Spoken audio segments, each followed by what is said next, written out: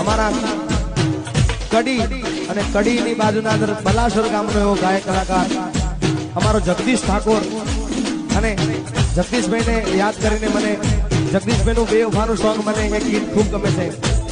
હે પ્રેમિકાની લગન કંકોતરી લખાય, પ્રેમિકાની લગન કંકોતરી લખાય, એ ગયેલો સાજણ બાકી રહી જાય. હે જાનુડીની લગન કંકોતરી લખાય, પ્રેમિકાના વિવોના ઢોલ સંભળાય, એ ગયેલો સનેડો બાકી રહી જાય. હે ગોમે ગોમ ગોળ ઢાળાવે ચાય, મહેમાનોના મોઢા મીઠા